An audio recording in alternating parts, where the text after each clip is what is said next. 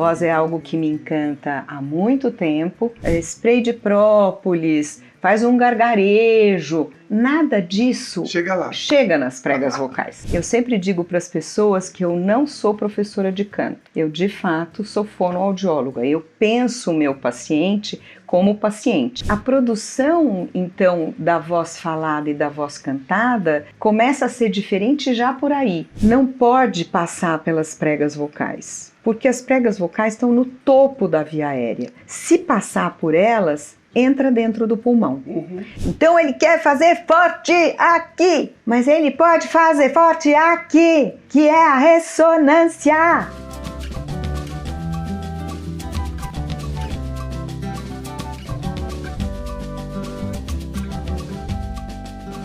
Olá, eu sou Zé Guilherme, você está aqui comigo no canal Entre Meios, um canal no YouTube, um canal de entrevista, com novidades toda quarta-feira às 19 horas. Toda semana uma entrevista nova, com uma personalidade nova, um papo leve, informal e, por que não, divertido. Hoje eu tenho grande prazer e satisfação de receber aqui para conversar comigo Cláudia Pacheco, fonoaudióloga, essa paulista especialista em voz, para uma conversa sobre os cuidados e a saúde vocal. Cláudia, seja muito bem-vinda, sinta-se em casa, a sala é sua. Obrigada, Zé. Obrigada pelo convite. É um prazer estar aqui, um prazer conversar sobre voz. Voz é algo que me encanta há muito tempo. Eu fiz a minha formação em fonoaudiologia e não fui para a voz logo de início. Trabalhei muito com crianças deficientes auditivas no começo e com as questões de atraso de linguagem, que é uma área que a fono abrange também. E com o passar do tempo, eu fui descobrindo que, de fato, o que eu realmente gostava era da voz. Principalmente porque desde criança gostava de cantar, né? Sim. E também é cantora. Vamos começar a dar spoiler.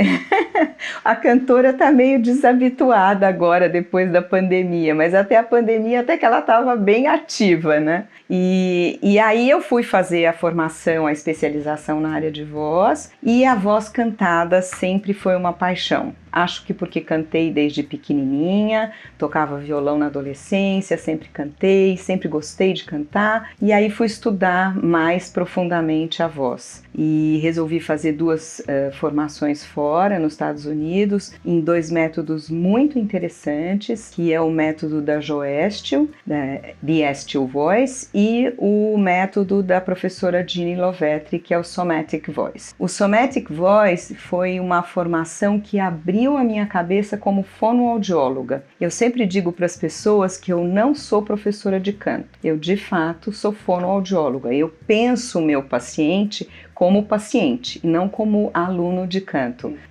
Mas o trabalho com a professora Ginny Lovetri me fez ter uma escuta para a voz que eu acho que eu não tinha antes. Entendi. E essa escuta para a voz do outro, ela, para mim, ela é muito importante, porque a voz ela é feita de muitas nuances. Então a gente tem a onda sonora que é produzida nas pregas vocais, essa onda sonora vem para o trato vocal, que é essa região que é a nossa caixa de ressonância. Aqui ela é transformada, aqui ela ganha as suas características mais próprias de cada indivíduo e depois ela é trazida para fora. Então, quando eu fiz o curso da Ginny Lovetri, eu consegui entender qual era esta transformação por qual a onda sonora passava quando saía da prega vocal e vinha para o trato vocal. Bacana, a gente vai daqui a pouco explorar um bocado toda essa experiência e toda essa questão de como tratar a voz e de como é importante cuidar da saúde da voz, entendendo claramente a diferença entre ser aluno de canto e ser paciente de uma fonoaudióloga, não obrigatoriamente para tratar, mas para cuidar, né? Uhum. Agora, Eu sempre começo o bate-papo pedindo para o convidado ou para a convidada contar um pouquinho de quem ela é antes da profissional, antes de quem é profissionalmente. De onde vem, onde nasceu, origens, família. Conta um pouco dessa história para depois a gente entrar mais aprofundadamente na tua formação e na tua especialização, que é o trabalho com a voz. Ótimo. Bom, eu sou nascida em São Paulo, né, de uma família bastante diversa, porque minha avó era pianista e acho que a música fazia parte da nossa vida desde a gente ser pequeno. Então eu sempre ouvia a minha avó tocar piano e achava aquilo maravilhoso. E quando pequenininha, tinha uma vizinha que tocava violão na sacada da casa dela. E eu achava aquilo muito interessante. Naquele tempo as ruas de São Paulo eram mais silenciosas, né? E a gente conseguia ouvir o que o vizinho fazia do outro lado da rua. E ela era muito simpática e sempre me chamava, dizia, que música você quer ouvir? E eu pedia uma música de criança. E aí achei aquilo lindo, maravilhoso e resolvi pedir para o meu pai e para minha mãe que eu queria aprender a tocar violão. Mas eu ainda não tinha ido para a escola para aprender a ler e escrever. E a professora disse, não, mas não tem problema nenhum, ela vai aprendendo por imitação. Aprender a ler e escrever, né? É outra coisa. Outra coisa. Outra leitura. E foi assim que eu comecei a minha relação com a música e com a voz. E foi muito interessante, porque eu ficava olhando o jeitinho como ela tocava e depois chegava em casa e copiava tudo o que ela tinha feito na aula. E esse lado sempre foi um lado muito presente na minha vida, dessa coisa da música, da arte. Depois eu fui fazer escola de teatro quando era pequena e fui para o balé. Então as artes sempre tiveram muito presentes na minha vida. Mas ao longo do meu processo de adolescência, eu acho que veio à tona a necessidade de cuidar e apoiar o outro. Isso para mim foi algo importante para mim na adolescência. Então eu fiz parte de muitos grupos que apoiavam crianças pequenas, que brincavam no final de semana, e tudo muito voltado para a diversão, para a arte, para essa coisa da alegria, né? E no colegial isso passou a ficar mais presente ainda. Então, nos intervalos da escola, eu era sempre convidada para cantar no pátio da escola, então pegava o violão, cantava e todo mundo cantava junto. E eu acho que esse movimento de estar junto com as pessoas sempre foi muito importante para mim. E aí, depois, a vida foi me levando para outros caminhos, né? Eu casei, fui morar fora de São Paulo, morei no interior muitos anos, uma experiência rica demais, porque era um lugar muito carente, mas aberto a muitas possibilidades. E aí voltei para São Paulo anos depois, já com 2 filhos pequenos, né, que hoje já estão adultos. E eu acho que esse contato meu com a arte, com a música, com o teatro, isso sempre foi uma paixão. E até é interessante você me fazer essa pergunta, porque quando criança, nas férias, eu sempre montava 2 peças de teatro com os amigos da praia onde eu frequentava. E aí nisso eu fazia cenário, inventava músicas, colocava uma série de coisas ali para deixar a peça mais divertida e depois a gente apresentava. Então acho que tem esse lado artístico que está dentro de mim e que me faz gostar tanto de lidar com a voz que a gente chama de voz artística. Eu geralmente aguço, cutuco com essas perguntas de quem é essa pessoa, das origens, etc e tal, porque sempre vem coisas interessantes daí e que de certa forma reportam a raiz de onde vem o desejo ou de onde vem o envolvimento do convidado ou da convidada com o trabalho que ela faz, né? Uhum. Então assim, óbvio que eu já conhecia, já sabia que você é cantora, já sabia que você tem uma relação também com a área artística por meio do canto, que você toca instrumento, etc. Tal. Mas esse envolvimento já desde criança com o cuidar do outro, o expor, né, usar a voz, mesmo que ainda de forma como hobby, como brincadeira, de uma forma lúdica, eu acho que no fundo é a base, o alicerce do que veio depois, né? Provavelmente foi isso que acabou trilhando o meu caminho para a questão da voz, porque o trabalho de voz na fonoaudiologia, ele tanto pode abranger as questões mais ligadas aos problemas, às alterações vocais, como pode ir mais para a área da voz artística. E aí eu trabalho com cantores, com atores, locutores, e eu acho que por ter tido essa curiosidade na infância de trabalhar com a arte, eu acho que isso acabou me levando a fazer um percurso mais definido para a voz artística. Pois é, que começou, pelo que eu tenho conhecimento, com a curiosidade com relação ao coral da PUC. Isso, né? Exatamente. Foi quando eu entrei na PUC, eu vi um anúncio que tinha seleção para o coral e fui fazer a prova. E o maestro, na época, ele chamava Renato Teixeira. E foi maravilhoso, eu cantei os 4 anos da PUC, nos apresentamos em vários locais e lá eu pude poder escutar a diferença das vozes, porque quando você vai para o coro, são muitas vozes que tem que se juntar e criar uma voz única, né, de vários naipes. E isso foi incrível, porque a gente ouvia milhares de vozes faladas, absolutamente diferentes, cantadas diferentes, e quando se juntava aquilo no coro... Era uma outra voz. Uma outra voz, né? Então essa multidimensionalidade da voz é algo que de fato me encanta. E aí eu vou pegar o gancho que a gente falou aí, você falou de a voz falada, a voz cantada e uma voz outra que se juntam todas essas, para falar um pouco sobre a diferença entre o uso da voz falada e o uso da voz cantada. A gente, em geral, até mesmo nós da área do canto, os cantores, etc. A gente demora, às vezes, ou tem uma certa dificuldade de entender que são 2 áreas de emissão diferentes, né? E que precisam de cuidados diferentes e atenções diferentes, né? Então eu queria que você contasse um pouco o que diferencia, como é que é essa diferença entre a voz falada e a voz sendo usada para o canto. Tá. O indivíduo que canta, ele tem a voz dele quando ele fala e tem a voz dele quando ele canta. Estas vozes, às vezes, são muito diferentes. Às vezes você ouve, por exemplo, uma certa rouquidão numa voz falada que você não escuta na voz cantada. E vice-versa, ao contrário.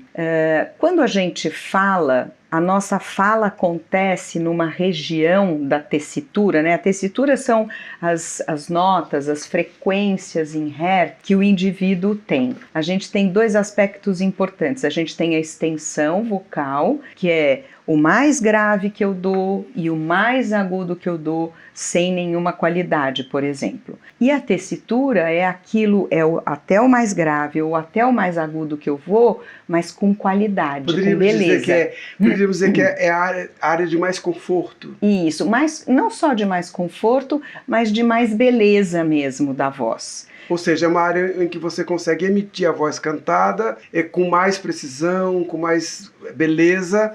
Isso. E que com conforto, junta tudo isso. Isso, você consegue fazer isso se sentindo à vontade. Sem grandes esforços. Isso, para fazer.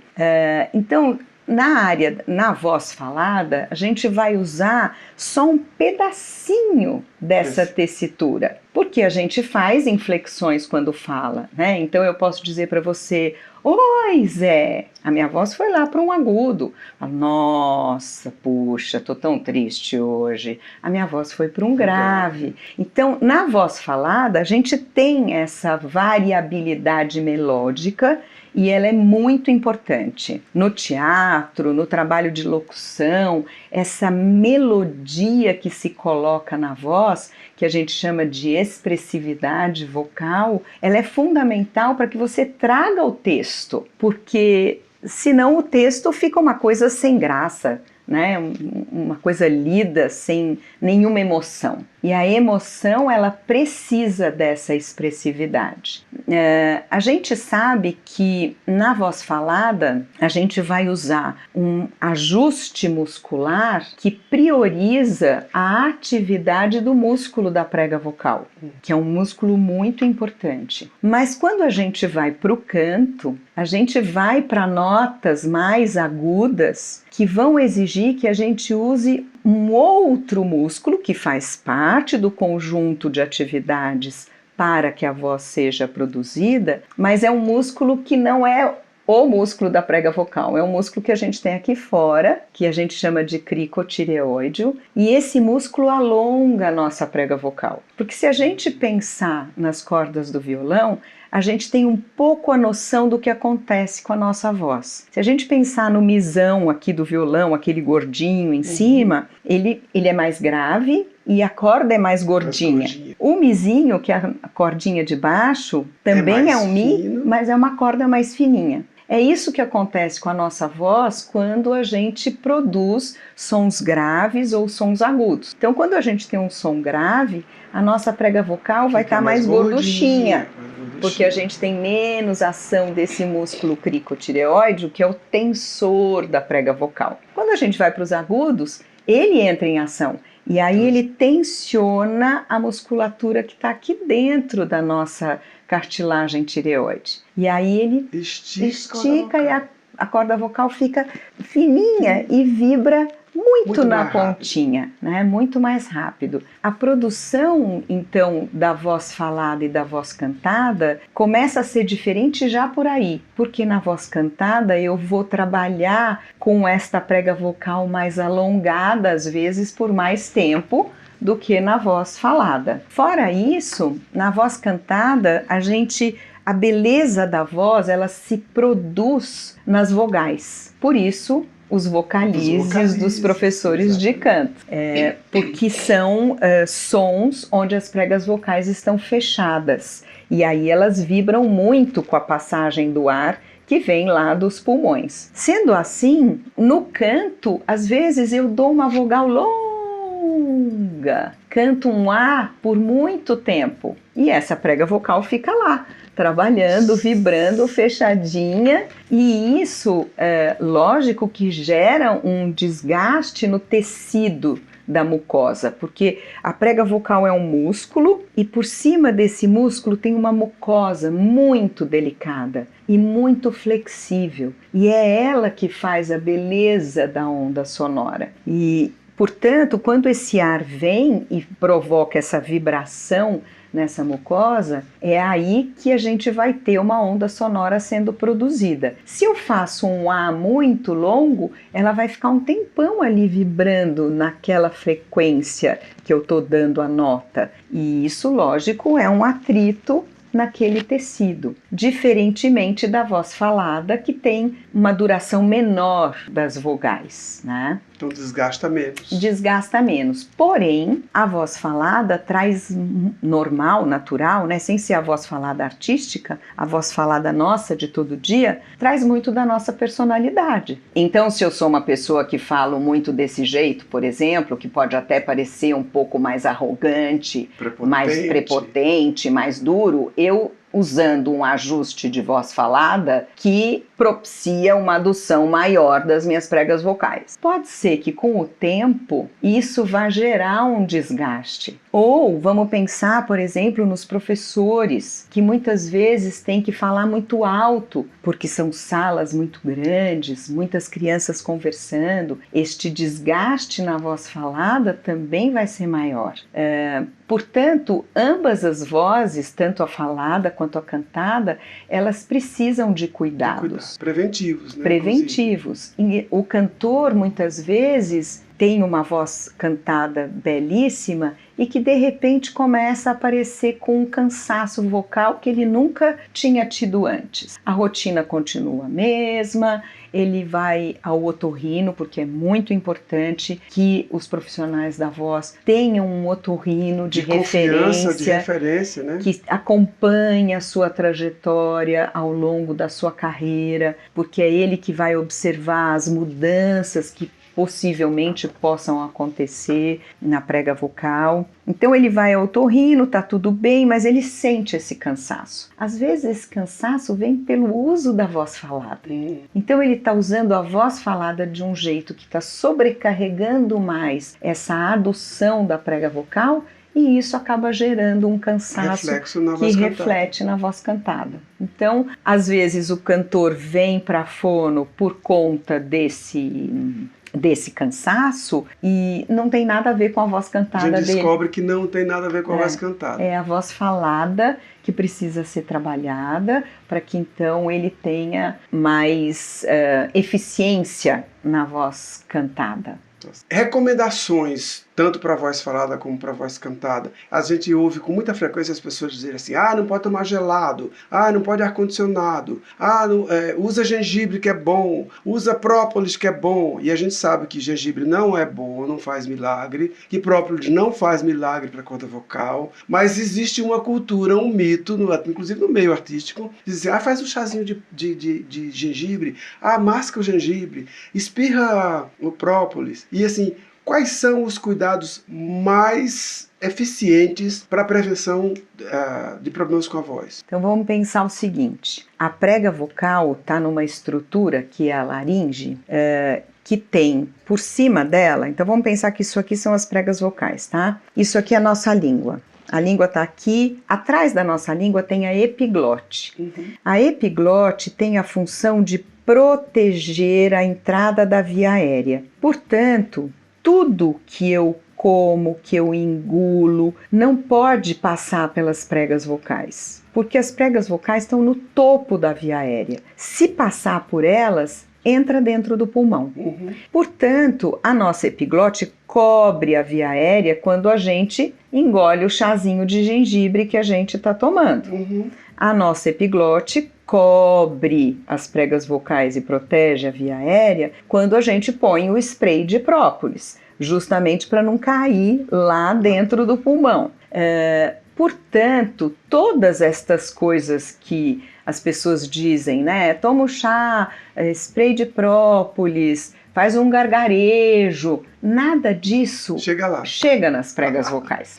E não tem como fazer, porque se chegar vai engasgar e você vai tossir. Isso. Você vai ter um reflexo de tosse. A emenda é pior do que o soneto. Exatamente, porque a tosse não é uma coisa boa para as pregas vocais. Então, o que a gente sempre diz?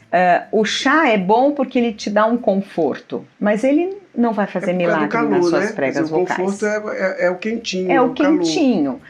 Eu gosto de tomar um chá de hortelã. Ótimo, tome um chá de hortelã, se isso te faz bem, te deixa mais tranquilo. Mas ele não é milagroso. Mas ele não é milagroso, ele não vai melhorar as suas pregas vocais, ele não vai fazer você cantar bem ou melhor. O que a gente sabe que é muito importante é o fator da hidratação. Hidratar-se ao longo do dia é fundamental. Por quê? Porque o tecido da prega vocal, ele é um tecido que precisa estar hidratado. Ele parece uma ostrinha, né? Isso. É aquela coisinha molinha da ostra.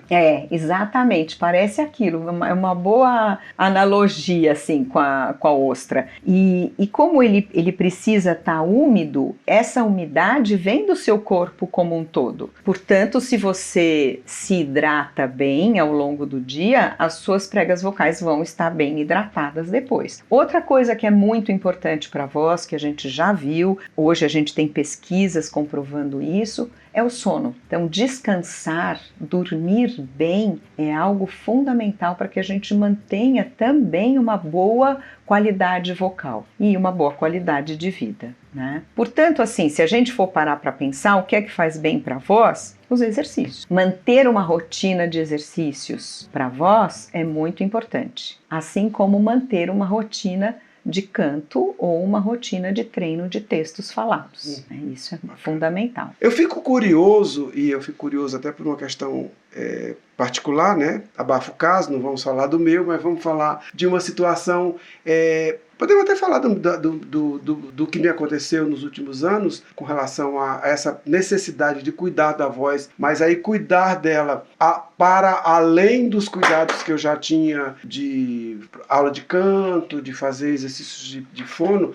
Chegou um momento em que eu precisei cuidar por conta de uma ocorrência, de um problema na corda vocal. Então, assim, quais são os problemas que você diria que são mais comuns que chegam ao consultório e, digamos assim, vindos de artistas do canto? Só para a gente fechar fazer um corte. Os problemas mais comuns costumam ser os nódulos vocais, que são provocados por esforço. Então, quando a gente mantém um esforço vocal por muito tempo, isso pode gerar um desgaste na mucosa, né, que é aquele tecido bem molinho, bem delicado que a gente comentou antes, e aí isso pode provocar o aparecimento desse nódulo, que popularmente é chamado de calinho, né? Calo nas pregas vocais. Às vezes não chegam a formar calos, às vezes são só um espessamento, aquela região fica só mais grossinha, mais machucadinha. Isso já gera um desconforto na voz e às vezes alterações. A outra coisa que é muito comum de acontecer e que de fato para cantores faz muito dano são os episódios de refluxo. Então, quando a gente tem muito refluxo, o suco gástrico sobe pelo esôfago e o esôfago está bem atrás das pregas vocais e aquilo acaba banhando aquela região posterior das pregas vocais e deixando essa região mais edemaciada, mais inchada, mais inflamada. E isso altera a produção vocal. É muito comum cantores que dizem: nossa, eu perdi os meus agudos depois que eu tive esse episódio de refluxo. E aí tem que tratar o refluxo, lógico, com o otorrino ou com o gastro, para depois a gente adequar o retorno dessa voz à produção que ela tinha antes, por exemplo. Fora isso, a gente tem os edemas, que às vezes ocorrem por conta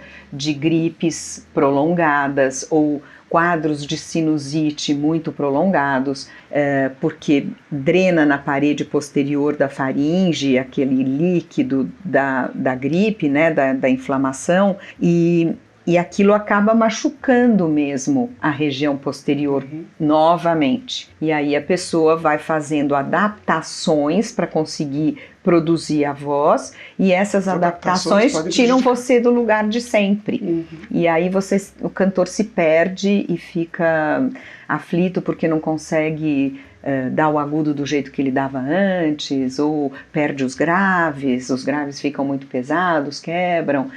São situações como essas que acabam prejudicando a execução da voz cantada. Ok. Por falar nessa questão dos prejuízos causados pelo refluxo, eu sou um excelente exemplo disso, porque quando eu lhe procurei por conta de um episódio de desconforto na corda vocal, de rouquidão, de perda da voz, né? E você me encaminhou para um otorrino, para uma pessoa especializada no trato com vozes de profissionais que trabalham com a voz, e nós acabamos descobrindo que tinha ali naquele lugar se criado um granuloma em decorrência de um processo de refluxo e de uma crise de gripe, faringite, laringite, sinusite muito forte que eu tinha tido anteriormente, e esse conglomerado de informações foram lá e prejudicou a minha corda vocal, né? E a partir daí a gente teve todo um processo aí bastante delicado de cuidados de atenção para que eu cuidasse do refluxo para poder cuidar da retomada da voz. Então eu tenho muita clareza dessas tuas explicações por experiência própria. Preferia não ter, né? Preferia ter clareza por ter lido, né? Por ter assistido uma palestra, mas assim, sentir na pele esse processo, como é que ele funciona. Uma coisa que me chama muita atenção sempre que eu me deparo, quando você fala em esforço vocal, eu vejo alguns artistas, alguns colegas, às vezes até pessoas muito próximas, que descobriram uma área de para cantar muito alta, digamos assim, com tons cantam muito alto, então escolhem tons muito altos para cantar quase tudo que cantam, né? Que às vezes tem extensão, tem alcance, mas talvez 2 ou 3 tons, um tom abaixo, fosse mais saudável, né? Outro dia eu ouvi uma entrevista da Simone, cantora, e ela fez um comentário que eu achei precioso. Ela diz assim, perguntou para ela se tinha alguma coisa na carreira ao longo dos anos todos que ela trabalhou, do qual ela se arrependesse. Ela falou, tem uma coisa só. Eu gostaria muito de ter cantado tudo que eu cantei um tom abaixo. Interessante, né? Quer dizer, provavelmente ela se deu conta de que talvez se ela tivesse feito isso, ela tivesse tido outro tipo de conforto. Naturalmente não dá para voltar. A impressão que eu tenho é que ela quis dizer que se ela tivesse moderado um pouco, talvez agora ela tivesse muito mais satisfeita com a voz dela.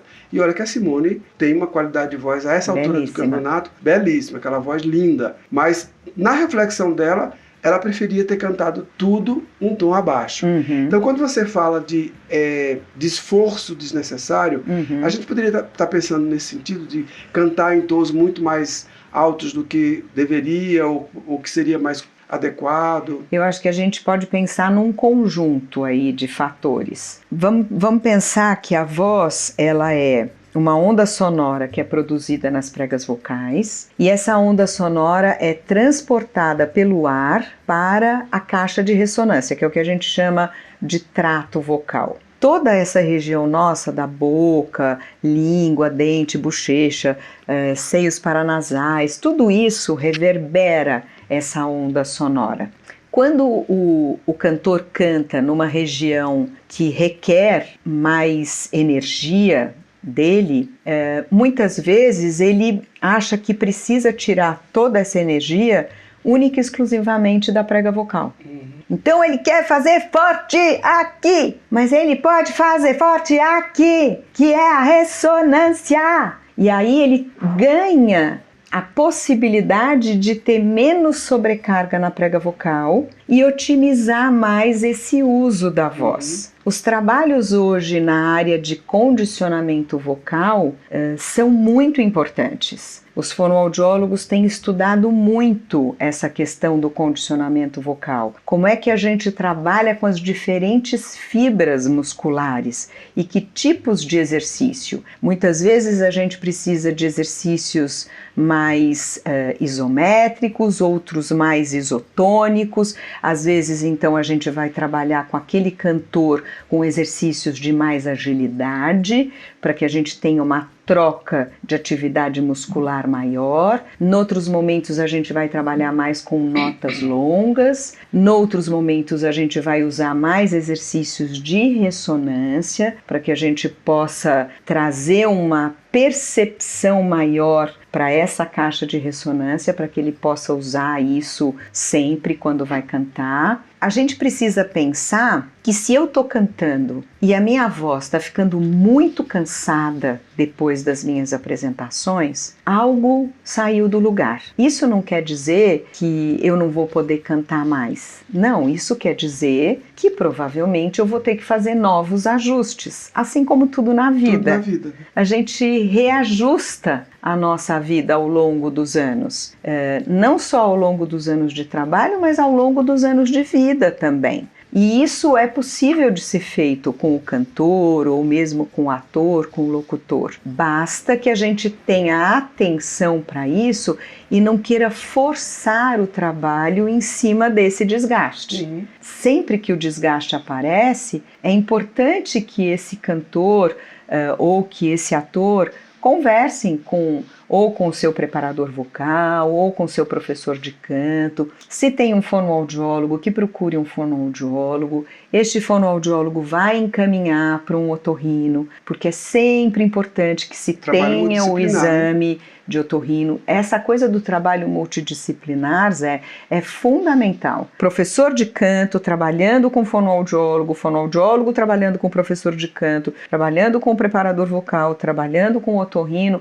Esse conjunto conjunto de profissionais facilita muito a vida do profissional da voz. Com certeza. Cláudia, eu queria deixar aqui, antes da gente concluir, esse trabalho que você tem, um trabalho que você fez com a Tuttibaer, né? Que é um livro precioso, porque ele conjuga informações relacionadas ao trabalho vocal para o cantor, que é o caso da Tuti. Tuti é uma profissional da voz, uma cantora, mas também professora de canto, e conjugado com o teu trabalho como fonoaudióloga. Eu queria que você mostrasse um pouco Esse foi desse um trabalho. livro que nós escrevemos juntas, né? Canto, equilíbrio entre corpo e som, princípios da fisiologia vocal. E por que desse livro ter sido escrito? Porque a Tuti foi quem me convidou para fazer esse trabalho com ela, e ela disse que ela sentia que os professores de canto precisavam entender da fisiologia vocal para poder, inclusive, criar exercícios novos, observar a voz desse cantor que vem para eles. E isso foi maravilhoso, porque a gente teve depois um feedback, muitos feedbacks de professores de canto, ou mesmo de cantores de cidades longínquas aqui no Brasil, que compraram o livro, leram, entenderam, mandaram perguntas, queriam saber de como é que funcionava um determinado aspecto da voz que eles não tinham entendido no livro. Foi um período muito interessante e é um livro escrito com uma linguagem muito próxima dos leigos, porque a Tuti foi me fazendo deixar a linguagem fonoaudiológica, técnica, de um jeito mais palatável. Então o livro é muito interessante, ele está no mercado, ele continua aí. Na época ele foi feito com um CD, que a gente já não tem mais, mas dentro dele tem as partituras dos vocalizes, para que as pessoas possam usar os vocalizes com os alunos, tem imagens para as pessoas verem como é que é a prega vocal, como é a laringe. É um livro bem interessante, bem básico, mas que eu acho que é bastante gostoso de ser lido por cantores. Ele tem uma linguagem bem básica, mas eu acho que é muito importante, porque às vezes, dependendo de como eu estou falando do meu lugar de cantor, dependendo de como a gente ouve o professor ou o preparador falar, distante, inatingível, né? Eu me lembro que quando eu comecei lá, no meu começo de carreira, a fazer aula de canto, às vezes a professora de canto me dizia algumas coisas, por exemplo, essa coisa da ressonância. Abre palato, abre lá atrás. Eu não conseguia ter muita clareza de onde é que estava esse lugar. De onde é que é esse lugar? Como é que eu faço para abrir um negócio que eu não tenho controle? Cláudia, um prazer imenso conversar com você aqui. A gente teria assunto para conversar por muito tempo. Queria agradecer pela sua presença, pela sua generosidade, por ter concordado em vir aqui bater esse papo comigo, e deixar aberto aí para você fazer algum comentário que a gente não tenha comentado, ou alguma sugestão, ou algum outro assunto. Olha, eu acho que eu só finalizaria, Zé, dizendo que para que se cante bem, para que se use a voz, há que se ter escuta. Então, o cantor, o ator, o locutor, ele precisa se ouvir, ele precisa se perceber, ele precisa se sentir, porque a voz é dele, não é do professor de canto, não é do fonoaudiólogo, não é do preparador vocal, é a voz dele, e esta voz vem de quem ele é e daquilo que ele quer expressar para o mundo. Essa escuta, eu digo que é a pérola de tudo, porque é ela que vai dar para cada um de nós o percurso a ser percorrido. Para onde eu quero ir? O que é que eu quero dizer e como eu quero soar isso que eu quero dizer. Eu acho que é isso. Muito legal. Cláudia, mais uma vez, muito obrigado. Muito feliz de te receber aqui. Eu que agradeço. E tocamos aí os nossos papos, as nossas isso conversas. Aí. Obrigada pelo espaço e parabéns pelo Entre Meios. Muito obrigado. Porque dá pra gente essa oportunidade de ouvir muitas histórias. Muito feliz com essa criança que eu pus no mundo aí, tá engatinhando. Maravilhosamente bem. Obrigada. Obrigado a você. Essa foi mais uma entrevista do programa Entre Meios. Entre Meios, toda quarta-feira no YouTube, às 19 horas, com um vídeo novo, uma personalidade nova, um convidado ou convidada nova. Já que você está aí Eu quero te convidar para se inscrever no canal, clicar no sininho para receber as notificações em primeira mão, comentar e curtir. Toda quarta-feira, um papo leve, informal e, por que não, divertido. Vem com a gente!